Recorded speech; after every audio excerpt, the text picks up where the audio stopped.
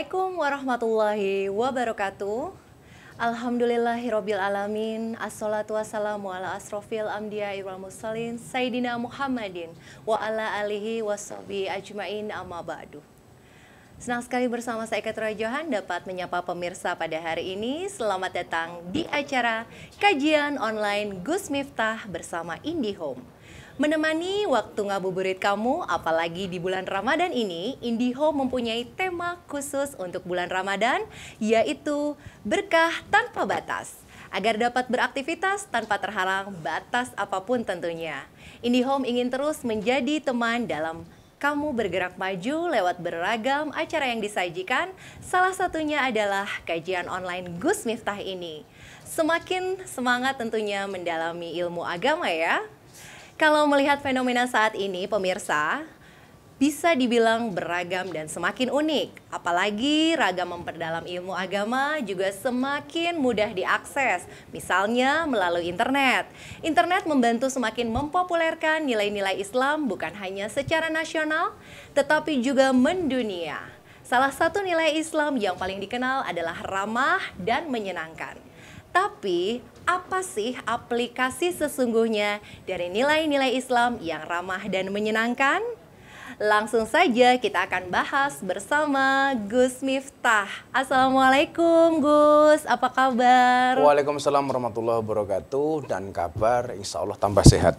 Alhamdulillah. Karena puasa itu esensinya menyehatkan. Betul, Jadi kalau kamu puasa nggak sehat, berarti puasa kamu dipertanyakan. Langsung gini ya Gus. Gus, ini kan sudah banyak sekali pemirsa yang mau tahu sih apa sebenarnya yang dimaksud nilai-nilai Islam yang ramah dan menyenangkan itu. Oke. Hamdan wa syukranillah, salatu wassalamu ala rasulillah, Sayyidina Maulana Muhammad ibni Abdillah, wala hawla wala quwata illa billah, amma ba'd.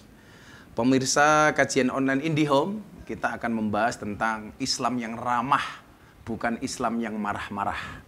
Islam yang menyenangkan, bukan Islam yang menakutkan. Islam yang mengajak, bukan Islam yang mengejek.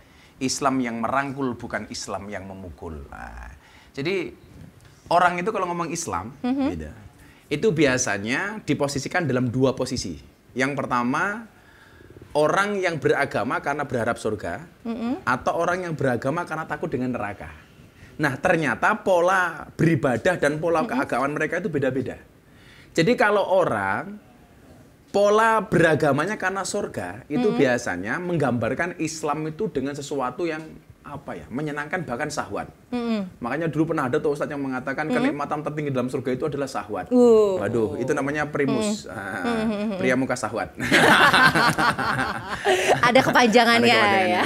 Kalau anak-anak idiom jelas primus, pria musola. Oh, musola, positif kalau itu.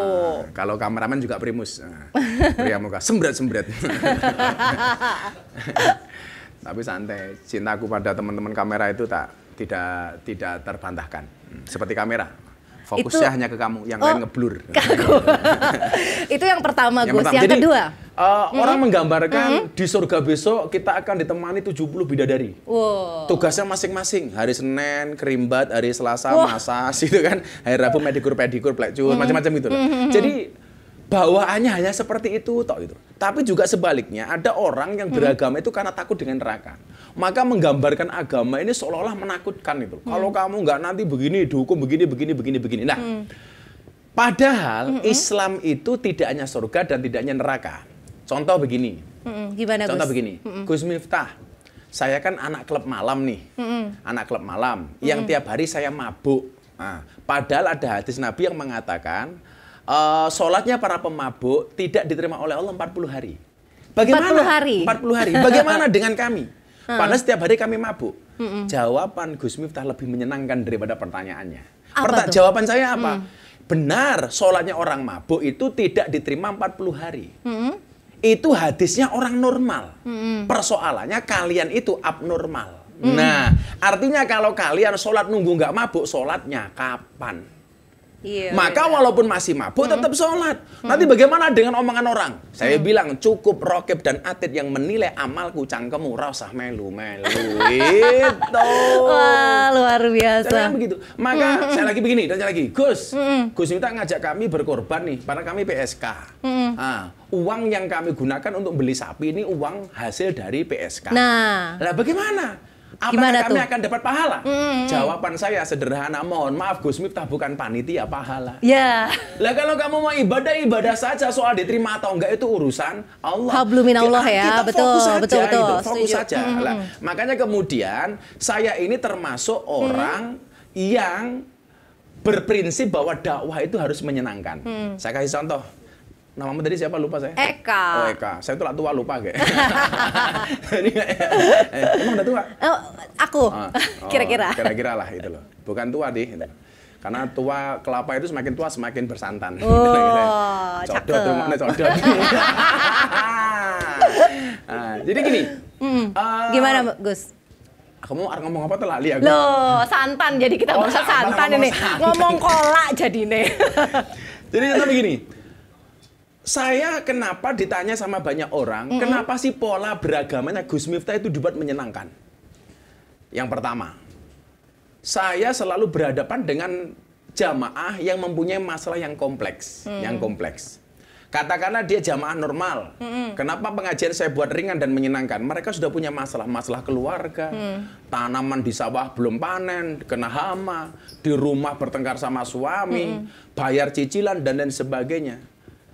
Coba dipikir, kira-kira layak nggak kalau kita harus ngomong sesuatu yang berat sama mereka? Nggak layak. Tambah berat. Tambah berat masalahnya. Setuju, Gus. Maka kemudian orang menganggap ngaji itu sebagai problem gitu loh. Kayak saya tadi begini, Gus, gimana kami kan saat pam di hotel, malam saya nggak bisa teraweh. Bagaimana? Apakah kami tidak mendapatkan kemuliaan dari Ramadan? Tetap dapat. Satpam itu ibadahnya ya kerja, ya jaga hotelnya, jaga yang menjadi tanggung jawab dia. Kalau gara-gara kemudian kamu traweh, pulang traweh, kamu kemalingan malah kamu kena masalah. Setuju. Maka dia ingat, ibadah itu tidak hanya sholat, tidak hanya traweh, tidak hanya puasa. Kamu kerja, termasuk teman-teman kameramen ini bekerja, ini juga ibadah. Ini ibadah gitu. Betul, setuju. Maka saya pikir dengan pola pemahaman seperti itu orang akan menikmati keislamannya. Contoh begini. Kamu diajak ngaji kok malah tandur di sawah. Malah bekerja, dasar kamu mementingkan dunia. Ibadahnya dia itu ya di sawah. Kalau dia tidak di sawah, anak istrinya nggak bisa makan. Gitu loh. Ini saya pikir pola-pola beragama yang harus kita tularkan ke masyarakat. Jadi senang gitu loh. Tidak kemudian orang nganggap ibadah jihad itu hanya ngebom. Ibadah jihad itu hanya membunuh orang kafir dan sebagainya. Itu pemahaman dari mana? Kamu kerja sebagai karyawan Indom, sebagai karyawan Telkom, niatnya untuk menafkahi anak istri, itu jihad loh. Itu jihad. Seorang istri membela hak suaminya, itu jihad. Suami melindungi istrinya, itu jihad. Makanya kalau jomblo pengen segera berjihad, gampang, segera cari pasangan. Artinya apa? Kalau kamu tidak punya pasangan, kamu jihad untuk siapa? Gitu loh. Iya, jadi nggak tujuannya ya. Iya, Kanjeng Nabi itu usia 25 tahun menikah lah. Kamu kok usia 30 tahun tidak menikah? Berarti 5 tahun kamu bid'ah. 5 tahun buat siapa jihadnya ya? Itu? Eman-eman. Sunat nggak dipakai apa-apa. Masa cuma untuk kencing tok? Nggak ada bedanya dengan keran. Wah, ini udah 32 loh, padahal udah lewat lah umur. 32 malah. Itu kameramen rungono gue pengen ngomong gitu loh. Udah lebih 7 loh. Nah, pola-pola beragama seperti yang kemudian pengen saya tularkan. Maka kalau Islam dipandang bukan sebagai sebuah problem, tapi sebagai sebuah solusi, orang yang akan tertarik dengan Islam. Contoh begini, awal mula saya kajian di lokalisasi, mereka tanya, kan ini tempat maksiat, Yai, masa untuk ngaji? Jawaban saya sederhana, lebih baik tempat maksiat untuk pengajian daripada tempat pengajian untuk maksiat. Terbalik ya, Dibalik. jangan sampai. Jangan sampai. Betul. Artinya kemudian kita bisa berbuat baik dimanapun, termasuk di tempat maksiat sekalipun. Beneran. Akhirnya kemudian mereka berubah. Walaupun mereka bermaksiat, mereka tetap ibadah. Istilahnya STMJ. Sholatnya terus, maksiatnya jalan. Kalau bahasanya anak Indom, amar ma'ruf nyambi mungkar. Nyambi mungkar. Bukan nahi mungkar, tapi nyambi mungkar. Kameramen juga STMJ. Seleranya tinggi, mukanya jelek. Selera tinggi muka jelek ya. Jelek. Loh, jangan tersinggung loh. Tersinggung Nggak ngerasa loh. Nggak ngerasa. Nggak oh, ngerasa. Ini Ganteng-ganteng semua ini. karena pakai masker. Iya benar, setuju. Artinya apa? Pola beragama seperti itu hari ini perlu kita tularkan. Contoh begini, saya tanya sama mereka, Mbak, kamu ngaji sama saya bertahun-tahun, ada nggak bedanya? Ya ada, Kiai. Bedanya apa? Cerita nih, ada PSK. Saya mau cerita, Kiai. Apa? Saya kemarin transaksi sama tamu di lokalisasi, masuk kamar menjelang adzan subuh. Terus begitu masuk kamar ada adzan subuh, Allahu Akbar, Allahu Akbar. Saya bilang sama tamunya, Om dipending dulu ya. Kenapa? Nggak enak ada adzan kok masa kita gituan. Nah, akhirnya dipending. Berarti sholat berjamaah jangan-jangan? Enggak, ditanya, kenapa kok begitu? Saya jamannya Gus Miftah ya, Om. Nah, ngaku Mbak PSK-nya. Begitu selesai adzan, Mbak PSK-nya dibayar, Omnya bilang, Mbak nggak usah dilanjutkan. Lah kenapa? Saya juga jamannya Gus Miftah. Keren nggak? Keren nggak? Ini hasil dari pengajian. Bagus. Coba kalau kemudian mereka saya hakimi nggak boleh begini, nggak boleh begini. Mereka malah takut. Iya benar. Tapi ternyata berarti otomatis dari diri sendiri malahan. Makanya kemudian ingat sekali lagi, Islam dipandang sebagai sebuah solusi, jangan dipandang sebagai sebuah problem. Maka kalau dipandang sebagai sebuah masalah, kita tuh berislam menakutkan gitu. Betul. Ini nggak boleh, ikut nggak boleh. Sama aja kita banyak begini, saya nggak mau menikah karena menikah itu nambah masalah.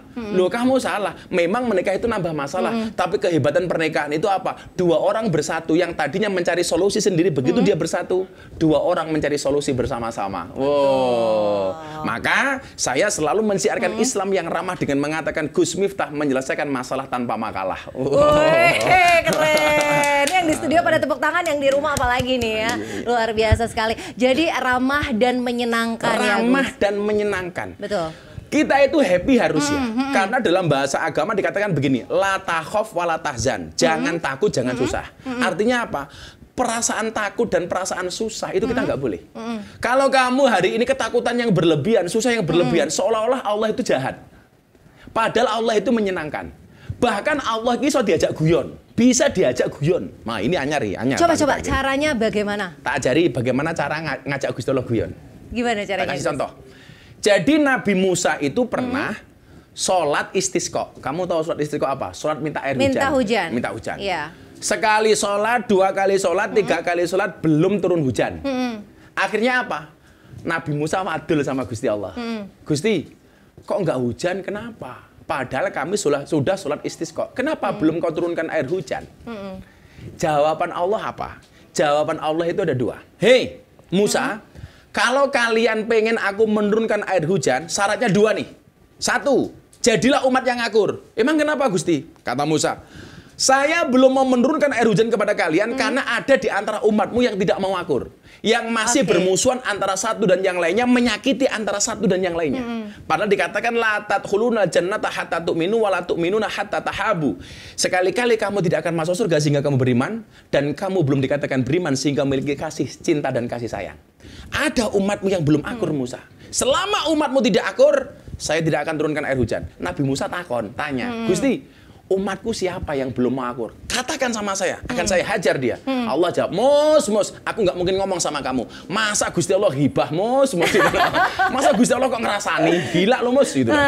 Sederhananya begitu. Yang kedua, kalau kamu pengen aku menurunkan air hujan, syaratnya satu. Carilah wali Allah, namanya Barah. Kamu minta doa darinya. Lah Musa kan tanya, saya kan nabi. Masa saya cari orang saya suruh lain? Nyari orang, suruh doa kan, namanya wali, namanya Barah. Apa hebatnya Barah? Jawaban Allah apa Eka? Innahu yudhikuni fil yaumi salasa marot. Karena Barah itu sehari bisa membuat aku tersenyum minimal 3 kali. Wow, Allah itu bisa dibuat tersenyum, bisa diajak guyon. Jadi Barah ini dekat dengan Allah, para pemirsa. Itu karena bisa membuat ketawa Allah. Bahkan sehari sampai 3 kali. Wow. Akhirnya Nabi Musa penasaran. Mana yang namanya Barah? Dicari. Begitu ketemu, kamu Barah waliullah ya? Ya. Kamu Musa taklima? Ya. Coba kamu sekarang berdoa. Kamu tahu doanya Musa, doanya Barah apa? Tangannya diangkat, dia berdoa. Ya Allah, apakah air hujan itu sudah tidak taat kepadamu sehingga tidak mau turun kepada umatnya Nabi Musa? Jadi doanya nggak aneh-aneh kok. Ya Allah, apa udan niku mboten manut kalian jenengan kok mboten purun mandep teng umatnya Nabi Musa? Apakah air hujan tidak taat kepadamu sehingga dia tidak mau turun kepada umatnya Nabi Musa? Mendengar doa ini Allah tersenyum. Kurang ajar sih Barah gitu. Jadi cara membuat Allah tersenyum. Makanya kawan-kawan tuh kalau berdoa jangan sepaneng-sepaneng gitu loh. Kalau bisa guyon saja. Lebih gitu. santai ya? Santai, relax. Ya Allah, bila dia jodohku jadikan dia istriku ya Allah. Namun bila dia bukan jodohku mau dicek lagi ya Allah kemana Iya, gitu. benar, Ada peninjauan kembali. Ya Allah, bila dia jodohku jadikan dia istriku ya Allah. Namun bila dia bukan jodohku cabut saja nyawa jodohnya ya Allah. Jadi bagaimana kemudian orang beragama itu dibuat rileks dan menyenangkan, jangan menakutkan. Hari ini saya pikir kalau pengajian saya menakutkan, anak-anak kafe, klub malam nggak mungkin mau pengajian sama saya. Gitu kira-kira pemahamannya. Wah, keren banget. Gus Miftah ini benar-benar membuat pencerahan ya apa yang sudah disampaikan.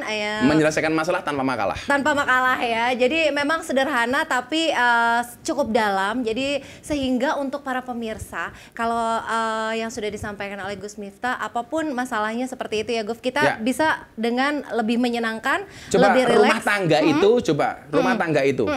Gimana Gus? Suami itu lebih senang lihat istrinya senyum apa merengut? Oh, senyum. Senyum. Jelas. Senyum itu gambaran surga. Senyum merengut. awal bulan, akhir bulan merengut kayak piye itu. Anak-anak Indium juga sama. Lihat masuk tanggalan bulan ya? Ramadan tersenyum, keluar bulan Ramadan menangis. Loh, kenapa? Kalau Nabi Muhammad masuk bulan Ramadan tersenyum karena ketemu dengan Ramadan dengan kemuliaannya, keluar menangis ditinggalkan Ramadan. Kalau anak-anak enggak, masuk bulan Ramadan tersenyum ada harapan dapat THR. Oh, benar. Keluar Ramadan menangis karena THR tinggal wacana. Iya, jadi tetap mau ada THR, mau nggak ada THR harus happy ya. Keluarga juga happy. Senyum itu gambaran surga, merengut itu gambaran neraka. Artinya kalau istrimu di rumah merengut terus jangan-jangan rumah tanggamu kayak neraka. Benar. Bikin happy saja. Jadi mau lapar, mau capek, mau belum gajian apapun, tetap senyum. Papa ganteng Gambaran banget surga. hari ini gitu Nah, ya. itu pasti. Nah, bener. Puji aja Itu, terus Pak. ya. Itu, Pak. Puji aja terus biar cair. Kemarin Gus Miftah ada pertanyaan. Gus Miftah, apa hukumnya mengucapkan I love you kepada istri di bulan Ramadan? Oh, Saya apa, jawab Gus? batal. Loh. Kenapa di bulan Ramadan nggak boleh bohong? Jadi alam itu bohong ya. Jadi nggak boleh bohong. Nggak boleh bohong. Nggak boleh bohong. Aduh, gawat. Nah, ini jadi menarik sekali loh pemirsa pelanggan IndiHome dimanapun Anda berada. Kita juga Gus, selain kita ngobrol di sini ya sama Eka dan Gus Miftah, kita juga mengundang untuk semua pemirsa yang sudah bergabung di acara ini. Ada yang tanya ya? Bertanya, Oke. betul. Nih, nanti kita akan undang pertanyaan. Tadi dulu deh, Eka dulu mau tanya dulu ya Gus ya. Jadi kan kalau kobam, kau orang bertanya aku menjawab. Woi, Kobam. Gus, kan kalau itu tadi kita bahas agak berat ya, seperti kayak PSK dan lain-lain gini. Ini kita sekarang kaitannya kalau dengan anak-anak ya Gus ya. Ini bagaimana sih cara mengelola penyampaian nasihat menjadi suatu yang mudah dimengerti, terutama untuk anak-anak. Oke. Dengan menyenangkan mungkin ya Gus. Anak-anak itu mencontoh kelakuan orang tuanya. Dan yang perlu diingat, anak itu adalah peniru terbaik. Apa yang dilakukan oleh orang tuanya. Makanya berikanlah contoh yang baik kepada anak-anakmu supaya anak-anakmu mencontohnya. Nah, contoh begini. Saya dulu itu Mbak Eka bisa ngimami sholat, bisa baca yasin, bisa managib, bisa traweh itu bukan karena belajar. Tapi karena ikut bapak saya ke masjid. Oh, oke. Bapak saya ngimami sholat, saya ikut sholat. Bapak saya traweh, saya ikut traweh. Bapak saya yasinan, saya ikut yasinan. Yang terjadi apa? Saya hafal yasin bukan karena membaca, tapi karena sering ikut bapak saya. Mendengar dan Mendengar ikut saja, ya. karena saya dicontohi oleh bapak saya. Padahal saya dulu bapak sholat di masjid, saya nggak pernah sholat. Saya lari ke sana kemari. Begitu bapak sujud, saya naik punggungnya bapak saya. Begitu bapak sholat, saya mainan mercon. Begitu bapak sholat, saya mainan beduk, sapuku dangdung. Akhirnya bapak saya marah, pukul beduknya disimpan. Begitu bapak sholat, saya lari. Bapak sujud, saya masuk sarungnya bapak. Begitu masuk sarungnya bapak, ketemu, ini pukul beduknya. Ada di dalam ternyata ya. Jadi kalau kemudian pengen mendapatkan yang menyenangkan, mendidik yang menyenangkan bagi anak, adalah dengan memberikan contoh yang baik dan menyenangkan. Oh, oke. Bahasa Jadi kita itu sering capek-capek salah. ngomong tapi loh. Bahasa kita tuh sering salah. Gimana? Contoh begini, kita mau nyuapin anak, anak nggak mau makan. Kadang-kadang orang tua bilang apa? Kenapa sih? Kalau kamu nggak mau makan, tak bilangin Pak Polisi loh. Salahnya polisi itu apa toh? Polisi dibawa-bawa gitu. Dibawa-bawa lagi. Begitu anak main di tempat gelap, jangan gelap-gelapan, di situ banyak setan loh. Yeah. Ini cara yang salah. Cara yang salah. Menakut-nakuti gitu ya, Menakut-nakuti. Gus? Oke, jadi Gitu. salah. Jadi kayak anak disuruh puasa, kamu puasa, kalau nggak puasa dosa. Wong anak belum aja puasa kok. Kenapa kita didosain? Itu mohon maaf. Sekarang banyak orang tua yang emosi. Karena apa? Karena anaknya terlalu cepat berpikirnya, sementara orang tua ilmunya pas-pasan. Kadang-kadang sering kita didik anak jujur, tapi orang tuanya nggak jujur. Jadi anak harus jujur. A katakan A, B katakan B. Ruang tamu bunyi ting dong, ting dong. Lihat itu siapa? Tukang tagih Pak, nyari Bapak. Bilang Bapak nggak ada. Nah, itu kan kurang ajar itu loh. Oh oke. Jadi memberikan contoh lebih baik dibandingkan dengan menasihati, apalagi benar sekedar omongan. Karena omongan bisa jadi Tony Boster. Waton muni ndobose banter. Becak tanpa pir, waton jeplak tanpa mikir. Waduh. Ban becak tanpa pelek. Waton jeplak nggak pakai utak. Gajah dibelangkoni, nggak muat. Nah itu besar, betul bro. kebesaran ya Gus. Iya. Wow, ini semakin seru sekali obrolan kita Gus Miftah. Tentunya untuk seluruh pelanggan IndiHome di mana saja Anda berada, disiapkan pertanyaannya, jangan lupa ya, ini antusiasmenya pastinya banyak sekali. Makanya kalau pengen lancar, lancar lihat acara ini ya pakai IndiHome. Pakai IndiHome. Baik Gus, nanti obrolan kita akan kembali lagi. Jangan kemana-mana, tetap di kajian online Gus Miftah bersama IndiHome. Kembali lagi bersama saya di kajian online Gus Miftah bersama IndiHome, berkah tanpa batas. Wow, ini semakin seru sekali ya pembahasan kita kali ini. Tentunya pemirsa pelanggan IndiHome dimanapun Anda berada yang dirahmati Allah Subhanahu Wa Taala, masih banyak tentunya pertanyaan yang muncul nih para netizen di chatbox ya, sudah sangat antusias sekali. Apalagi banyak disuarakan dan diperbincangkan saat ini nih Gus Miftah tentang Pancasila. Ada hubungannya atau tidak dengan agama? Mohon pencerahannya Gus. Jadi begini, hari ini banyak orang yang gagal paham tentang Pancasila dan agama. Seolah-olah kedua bahasa tersebut, ideologi tersebut seolah-olah bertentangan. Nah, maka hari ini banyak kelompok-kelompok yang mengatakan Pancasila sudah tidak cocok dengan Indonesia, saatnya diganti dengan sistem khilafah umpamanya. Cangkemmu tul, nggak ikut berjuang, nggak ada pengorbanan. Tahu-tahu kamu pengen ganti Pancasila. Coba. Pancasila itu hari ini terbukti secara ampuh mempersatukan seluruh warga negara kesatuan Republik Indonesia. Eka tahu nggak apa bedanya Eropa dengan Indonesia? Bedanya? Bedanya sederhana. Eropa itu satu bangsa, namanya bangsa Europe. Berdiri di atas banyak negara. Jadi Europe berdiri di atas Prancis, Inggris, Belanda, Italia, dan seterusnya. Jadi satu bangsa, mereka berdiri di atas banyak negara. Bahkan mata uang mereka namanya Europe. Dan mereka dipersatukan dengan bahasa yang sama. Bahasa Inggris. Sementara Indonesia, benar. Bener gak? Benar. Ada dari Sabang sampai Merauke ya, banyak pulau, banyak ya kan? suku. Sementara Indonesia, banyak bangsa berdiri di atas satu negara. Ada bangsa Batak, bangsa Bugis, bangsa Jawa, bangsa Sunda, bangsa Madura, dan lain sebagainya. Suku bangsa berbeda. Dan kamu tahu, semua bangsa itu bahasanya berbeda-beda. Betul.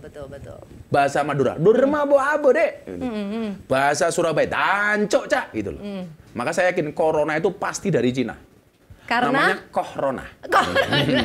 Kalau dari Surabaya pasti Cak Rona. Kalau dari Jakarta Bang Rona. Kalau dari Bandung Kang Rona. Kalau dari Madura Cok Rona. Ini bahasanya berbeda-beda. Kalau dari Padang udah dong berarti. Udah Rona. Sekarang begini dah, nggak usah ngomong se-Indonesia.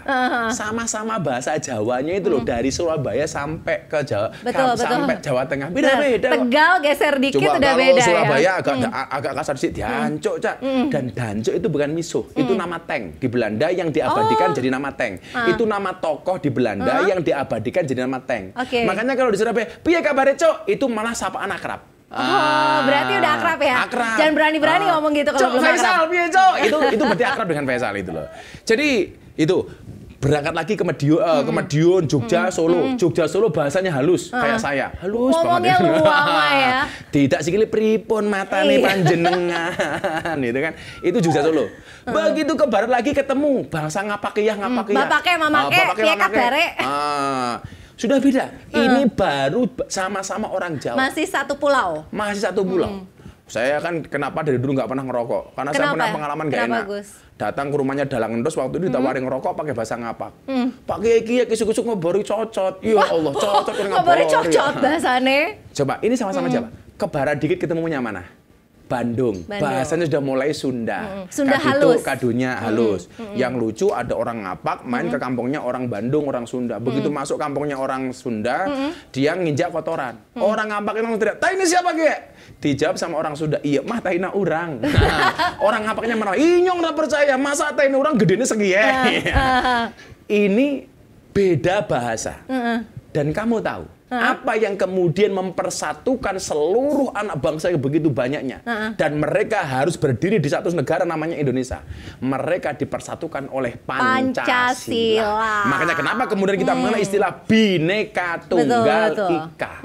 Bhinneka Tunggal Ika ini perwujudan dari bahasa Al-Quran. Ya ayyuhan nas, inna khalaqnakum min dzakari wa unsa. Wahai para manusia, aku menciptakan kalian dari jenis laki-laki dan jenis perempuan. Jadi nggak ada jenis banci, itu nggak ada. Nggak ada. Adanya laki-laki dan perempuan. Nggak ada yang di tengah-tengah ya? Nggak ada, masa namanya Laura. Apa itu Laura? Lanang ora wedo ora. Gitu. Oh, kalau bahasa kerennya sekarang lady boy. Lady boy. Wajahnya lady, kakinya boy. Gitu loh. Tergantung jam berapa, jam 9 pagi apa jam 9 malam. Nah, makanya nggak ada istilah seperti itu. Ya kan, namanya Sucipto. Susune lancip diganjel botol. Nah, ternyata apa? Kemudian Allah ciptakan waja'anakum syu'uban wa qabail, diciptakan bersuku-suku dan berbangsa-bangsa. Untuk apa? Lita'arofu, untuk saling mengenal.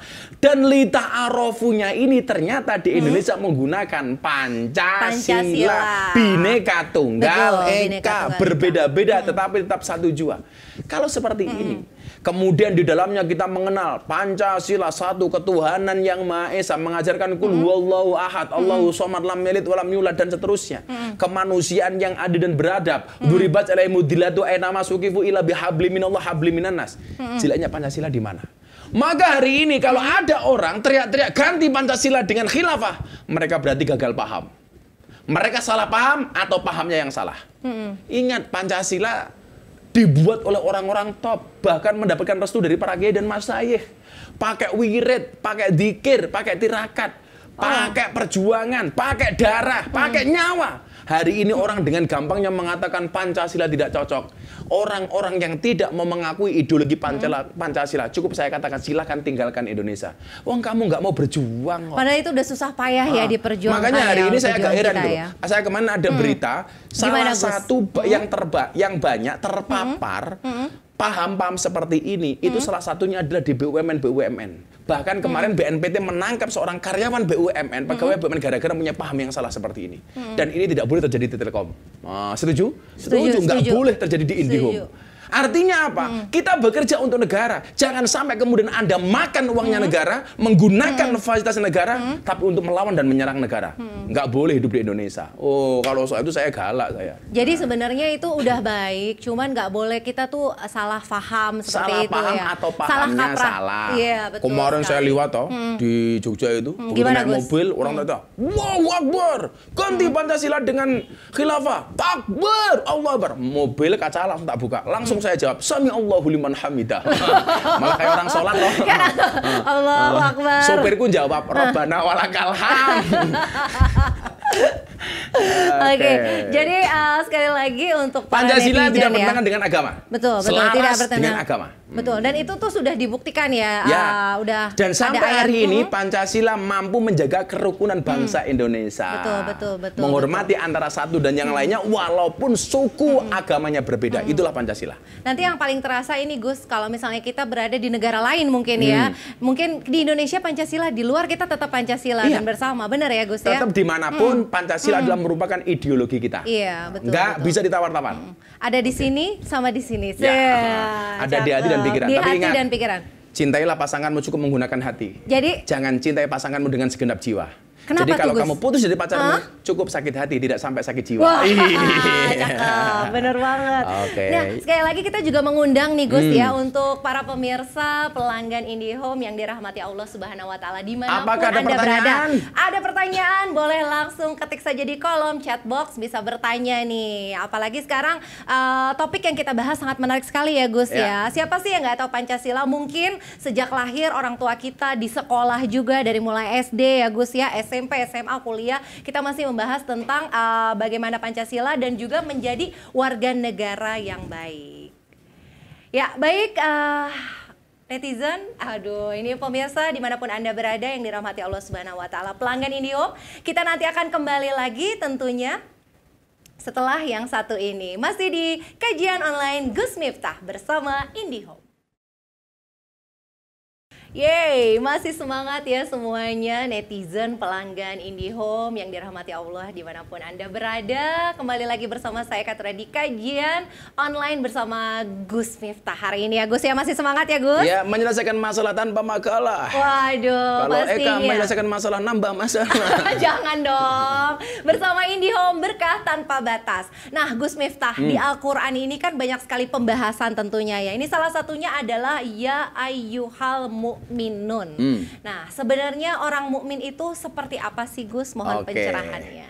Mukmin. Al-Baqarah 183, puasa diwajibkan kepada orang mukmin. Maka bahasanya ya ayyuhalladzina amanu, hai orang-orang beriman. Yang tidak beriman tidak hai. Pertanyaannya kenapa iman bukan Islam? Iya, kenapa? Mukmin itu pasti muslim, muslim belum tentu mukmin. Oh, oke. Jadi kalau garam itu pasti asin, asin belum tentu garam. Contoh, keringat. Ada lagi lebih asin. Opo? Upil. Menjijikkan. Kok ngerasani yo? Gula itu pasti manis, tapi yang manis belum tentu gula. Contoh? Gus Miftah. Wah. Lah, maka kalau orang dikatakan muslim, bisa dilihat secara fisiknya. Kamu keluar pakai jilbab seperti ini, orang mengatakan Eka itu muslimah. Buktinya apa? Pakai jilbab. Tapi ada nduk, kemarin tangga saya pakai jilbab dilarang sama orang tuanya. Dimarahin sama orang tuanya. Kamu nggak boleh pakai jilbab. Karena laki-laki ya, jangan-jangan. Bukan, namanya Bambang. Oh iya. Nah, apakah orang beriman itu bisa dilihat secara fisik? Enggak. Apakah orang beriman itu yang punya jenggot kayak saya? Enggak. Jenggot ini hukumnya sunnah, nggak wajib. Apakah orang punya kumis itu beriman? Enggak. Kumis itu bukan ciri orang beriman. Orang Indonesia malah aneh lagi, punya jenggot nggak punya kumis. Katanya kayak kambing, punya kamis nggak punya jenggot, katanya kayak lele. Nah, oh iya, makanya kalau lele, kamu punya pasangan lele. berkumis, pertahankan, fik dia lele bukan buaya. Mendingan lele daripada buaya ya Gus. Jadi orang beriman itu antuk minu bilai wa rasul. Orang-orang yang beriman kepada Allah dan Rasulnya. Kemudian kepada para malaikatnya, kepada kitab-kitabnya, kepada nabinya, dan kepada kodok dan kodarnya. Lah, ciri orang beriman itu apa? Bisa kita lihat dalam surat Al-Anfal ayat 2. Idza dzukirallahu wajilat qulubuhum. Orang beriman itu kita disebutkan asma Allah, bergetarlah hatinya. Jadi orang beriman itu kalau mendengar Allah, Allah di hati maknyes. Gitu lah. Allahu Akbar, Allahu Akbar. Nyes. Beda dengan kita. Kita itu dengar adzan malah susah. Allahu Akbar, Allahu Akbar. Jawabannya apa? Adzan lagi. Adzan meneh. Kita itu senang dengar adzan cuman sekali saja. Buka puasa? Adzan maghrib bulan puasa. Oh, iya. Itu pun bukan karena sholatnya. Karena maamnya? Karena bukanya. Karena makanannya? Oh, yang luar biasa anak saya. Gimana Gus? Dengar adzan ngasar, dia makan, buka puasa. Saya bilang, ini baru adzan ngasar, kenapa kamu makan? Jawaban anak saya apa? Mohon maaf, Bah. Saya tidak bisa membedakan antara adzan maghrib dan adzan asar. Adanya sama ya, mirip ya, gitu-gitu ya. Kecuali adzan subuh baru beda ya, Gus. Bener juga itu. Artinya apa? Orang yang beriman itu ketika mendengar kalimat-kalimat Allah dikumandangkan, ditunjukkan tanda-tanda kebesaran Allah. Ketika nama Allah dikumandangkan, bergetarlah hatinya. Wa idza tuliyat alaihim ayatuhu zadatuhum imanan. Dan ketika ditunjukkan kepadanya tanda-tanda kebesaran Allah, maka bertambahlah imannya. Maka setiap keajaiban di muka bumi ini, ketika kita melihat musibah, kita mendapatkan nikmat, semuanya seharusnya menambah keimanan kita kepada Allah. Melihat saudara-saudara kita di NTT kebanjiran, yang kita ingat-ingat apa? Keakbaran Allah. Melihat Sriwijaya Air jatuh. Yang ingat-ingat apa? Allah. Betul. Ya makin kan? takut, makin ya. nambah mendekatkan ketakwaan diri, kita betul, kepada Allah. Betul. Melihat di mana-mana ada banjir bandang, gunung Merapi meletus, bahkan mohon maaf, melihat ciptaannya sempurna, Allah. Makanya kayak teman-teman kameran, lihat cewek cantik, Allah. Begitu pulang lihat istrinya di rumah, innalillah. Allah. Allah ya. Jangan kamu bekerja saja. Ketika kemudian kamu melihat orang di jalan, mereka nganggur, gak punya pekerjaan, menambah keimanan kita. Maka saya sering mengatakan apa? Bersyukurlah bahkan dengan sandal jepit yang kamu miliki. Kenapa? Karena di luar sana masih banyak orang yang tidak punya kaki. Iya, Artinya betul, apa? betul. Menambah keimanan. Dan nomor 3, ciri orang beriman itu apa? Wa ala rabbihim yatawakkalun. Orang-orang beriman itu tawakalnya hanya kepada Allah. Artinya apa? Orang beriman dituntut ketika dia mempunyai sebuah persoalan, dia yakin yang memberikan solusi dari masalah yang dihadapi adalah Allah. Orang beriman ketika kemudian mendapatkan ujian, dia mengembalikan semuanya itu kepada Allah. Dia meyakini ketika Allah memberikan ujian, Allah pula yang akan memberikan solusi. Karena nggak mungkin kita itu diuji tanpa dikasih solusi. Nggak mungkin kita dikasih masalah tanpa dikasih jalan keluar. Maka orang yang beriman itu ketika dikasih masalah oleh Allah, dikatakan oleh Ibnu Athaillah, ketika kamu dikasih masalah oleh Allah, jangan seperti seekor anjing yang dilempar batu oleh orang. Eka tahu nggak? Gimana, anjing itu kalau dilempar batu sama orang, yang dikejar sama anjingnya batunya apa orangnya? Orang ya dong? Salah. Oh, batunya yang dikejar. Saya itu pakar anjing. Yang dikejar oleh anjing itu batunya. Batunya? Batunya. Bukan orangnya. Coba sekali-kali kamu melempar anjing. Maka yang anjing itu akan fokus kepada batu, bukan fokus kepada orang yang melemparnya. Nah, seharusnya ketika Anda sebagai orang beriman dikasih oleh masalah oleh Allah, ketika dikasih masalah oleh Allah, jadilah seperti seorang cowok dilempar kerikil sama cewek cantik. Yang dikejar kerikilnya apa ceweknya? Ceweknya dong? Ceweknya. Artinya apa? Orang beriman itu ketika dikasih masalah oleh Allah, jangan fokus kepada masalahnya, tapi fokuslah kepada sang pemberi masalah. Siapa? Allah. Yang dikejar berarti harusnya Allah. Maka idza asobathum musibah qalu inna lillahi wa inna ilaihi rajiun. Semuanya berangkat dari Allah, hari ini diawasi oleh Allah, dan semuanya akan dipertanggungjawabkan di hadapan Allah. Itulah inna lillahi wa inna ilaihi rajiun. Orang beriman ketika punya masalah fafirru ilallah, dia segera lari kepada Allah. Maka saya katakan ketika Allah memberikan kamu masalah yang berat, Allah tidak memerintahkanmu untuk mencari jalan keluar hingga penat, tetapi Allah memerintahkanmu hanya untuk sabar dan salat. Itu solusinya. Jadi lebih baik kita sabar dan terus berdoa ya. Dan terus berikhtiar. Minta sama Allah supaya masalahnya. Jangan Itulah orang beriman. Maka kenapa orang beriman gerendeng itu derajat, gitu. derajatnya tinggi gara-gara itu. Betul. Kalau kita sekolah, kita mau naik kelas, kita ujian dulu ya Gus ya. Sama seperti apa itu bedanya ya. hidup dengan sekolah? Apa Gus bedanya? Kalau sekolah itu dapat pelajaran dulu baru diuji. Kalau kita, orang hidup diuji dulu baru dapat pelajaran. Iya. Baru kalau udah jatuh baru kapok. Oh iya besok jangan gini. Diuji dulu, iya, ketahuan istrinya dulu baru dapat pelajaran. Rupa-rupa codot. Benar. Jadi ini menarik sekali ya pemirsa, tentunya menguji keimanan kita. Makanya dan juga, kenapa saya lebih suka olahraga jalan daripada lari. Kenapa, Gus? Karena hidup itu tentang perjalanan, bukan tentang pelarian. Boleh kita jadi pelari, tapi jangan lari dari masalah ya. Lari yang begini aja ya, Gus ya. Wah ini kalau misalnya kayak puasa gini ya, Gus ya, itu juga melatih kayak apa sih? Kayak keimanan gitu nggak sih, Gus? Ya jelas, makanya kenapa kewajiban berpuasa itu hanya ditujukan kepada orang yang beriman. Kenapa? Karena ibadah yang nggak kelihatan ya? Karena hanya orang beriman lah yang mau puasa. Okay. Buktinya banyak orang ngakunya Islam tapi nggak mau puasa. Makanya pemirsa yang KTP-nya Islam saya doakan masuk surga. Amin. KTP-nya. Yang masuk surga KTP-nya bukan amat orang cuman ya. ngaku Islam masuk surga itu. Yang mau berpuasa adalah orang yang mau beriman. Oke. Itulah yang membedakan antara orang Islam dengan orang beriman. Oh kalau mau cuman ngaku Islam banyak. Islam KTP. Pantesan kalau kita nanya Anda Muslim gitu ya, bukan Anda mukmin. Ya. Oke. Karena Muslim bisa dilihat dari identitasnya. Dari KTP. Nama iya. Eka agama Islam, orang percaya Eka orang Islam. Iya, oke. Tapi apakah Anda beriman? Nggak akan kelihatan. Iya. Apakah orang beriman yang jidatnya hitam? Enggak, tetangga saya jidatnya hitam bukan karena sujud. Bawaan bayi. Bukan. Apa dong? Dipukuli sama suaminya. Ya Allah, serem banget itu ya. Oke, bener juga loh. Jadi pemirsa, sekali lagi nih Eka mau mengingatkan untuk seluruh netizen ya atau pemirsa yang sudah tergabung di acara ini, silakan untuk dapat mengetik di kolom chatbox untuk pertanyaan ya Gus ya. Kita masih tunggu bisa interaktif bertanya di kolom chatbox, nanti akan kita bantu untuk menjawab tentunya. Ini sangat menarik sekali pembahasannya pada sesi ini. Tentunya jangan kemana-mana, nanti kita kembali lagi setelah yang satu ini.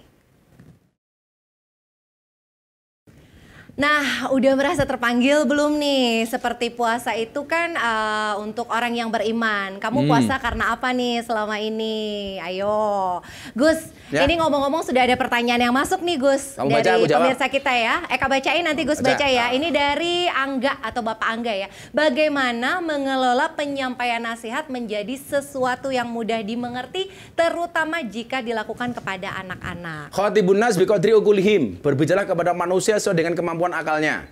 Artinya kamu harus bisa membedakan ketemu dengan siapa. Ketemu dengan orang tua ya pakai bahasa orang tua yang penuh dengan kesantunan. Ketemu dengan remaja ya dengan bahasa gaul. Ketemu dengan anak-anak ya bahasa yang mengedukasi. Ya, jadi Lebih kasih sederhana contoh. ya? Kalau bisa begini, Eka tahu nggak salah satu doa Gimana, yang Gus? pasti dikabulkan oleh Allah itu apa? Doa orang tua kepada anak. Maka semarah-marahnya orang tua kepada anak, kalau bisa keluarnya itu doa. Saya kasih contoh, di Mekah itu dulu ada anak nakalnya minta ampun. Ada tamu datang, dikasih suguhan, suguhannya diinjak-injak. Tapi ibunya luar biasa. Begitu marah sama anaknya, dia mengatakan apa? Idhab ja'alakallah imaman lil haramain. Pergi kamu. Semoga Allah menjadikan kamu imam Masjidil Haram. Dan kamu tahu? Diusir tapi jadi imam. Dan di usia 25 tahun, anak ini menjadi imam besar Masjidil Haram. Namanya siapa? Syekh Abdurrahman As-Sudais. Jadi kalau bisa orang tua marah sama anak itu keluarnya adalah doa. Gak kayak kita, bocah nakal, persis kayak bapak nih lu. Sing salah milih mbok, sing salah milih bapak mbok, nih kok yang salah ke anak. Iya, kalau Eka gini, anak pinter, sulit, pinter tapi gitu. Ya makanya kalau kamu bilangnya begitu, besok anakmu pinter tapi ngedenan. Iya. Kamu pinter banget ya itu diacak-acak ya, aduh. Oke, next. Pertanyaan Jadi lain. lebih sederhana ya, Gus Oke. ya. Baik, ini sangat membantu sekali. Mudah-mudahan bisa menjawab ya Pak Angga. Kita ke pertanyaan berikutnya ya, Gus Miftah. Bolehkah bila mencibir teman dengan kata-kata sombong kamu ya sekarang? Kalau bahasa sekarang nih, sombong amat. Gitu. Sombong amat. Sombong amat. Apakah hal tersebut tuh baik untuk dilakukan? Kita Gus? lihat konteksnya. Kalau konteksnya guyon ya boleh-boleh saja. Sombong amat. Sombong amat. Kalau konteksnya guyon ya boleh-boleh saja. Tapi kalau konteksnya serius, pas sementara dia tidak sombong, kamu mengatakan seperti itu, berarti yang sombong kamu. Takutnya tersinggung. Tapi kalau bahasa akrab dan sebagainya, sombong kamu sekarang boleh-boleh saja. Jadi kita lihat Yang nggak tergantung. boleh itu mendoakan orang lain jelek. Gimana maksudnya? Soalnya begini, dua asar kamu begini, didoakan jelek nggak boleh. Kayak dua ada yang berdoa, ya Allah mudah-mudahan kau pendekkan umur Pak Jokowi, ya Allah. Oh itu kan apaan? Saya bilang ya, du'aul mar'i li akhihi ka du'aihi li nafsi. Doa seseorang kepada saudaranya seperti dia mendoakan dirinya sendiri. Iya, itu bisa nggak sih kayak gitu, Gus? Itu Makanya kita nggak bisa boleh berbalik mendoakan ya? orang itu jelek karena akan balik kepada kita gitu loh. Jadi kalau mendoakan orang yang bagus-bagus saja. Saya ketemu orang gemuk, ya Allah seksinya. Gitu. Padahal ya bohong. Tapi bener loh, jadi lambat laun suka terjadi gitu ya, Gus ya, bener nggak? Makanya jangan sampai kemudian omongan itu balik ke kita sendiri. Betul. Ininya ini, terus besok kita, loh kok ini kayaknya kemarin baru ngomong ini, ternyata terjadi gitu ya, Gus ya. Karena mulutnya sendiri. Ingat Betul. mulutmu adalah harimaumu. Betul. Nah ini Pak Sukron, mudah-mudahan bisa menjawab ya pertanyaannya ya. Gus, kita ke pertanyaan berikutnya. Ini dari Ibu Ayu. Pertanyaannya, manakah yang diperdalam dahulu, ilmu menjadi muslim atau muslim yang baik menjadi warga negara terlebih dahulu? Sebagai Mana? orang Islam ya kamu belajar menjadi muslim yang baik. Sebagai orang Indonesia ya kamu belajar warga negara yang baik. Pelajari semuanya. Oh, oke. Kalau kamu menjadi orang Seimbang muslim ya? yang baik, pasti kamu akan menjadi warga negara yang baik. Kan? Kalau kamu Islammu baik, insya Allah keluarga negaramu juga baik. Kenapa banyak orang kemudian mengkhawatirkan soal negaranya? Berarti dia muslim yang kurang baik. Karena Rasulullah itu mencintai negaranya. Kenapa Rasulullah mencintai orang Arab? Mencintai Arab? Karena Rasulullah adalah orang Arab. Kenapa kita mencintai Indonesia? Karena kita orang Islam yang tinggal di Indonesia. Jadi harus seimbang dan selaras sejalan ya Gus ya. Wow, luar biasa sekali seru pembahasan hari ini. Ternyata pemirsa sudah tidak terasa ya, kita sudah di penghujung acara. Akhir saya Katura Johan mengucapkan terima kasih banyak. Juga Gus Miftah, terima kasih ya. Mudah-mudahan selalu sehat tentunya. Amin. Sampai jumpa di episode kajian online Gus Miftah bersama IndiHome berikutnya. Berkah tanpa batas. Terima kasih. Wassalamualaikum warahmatullahi wabarakatuh. Waalaikumsalam.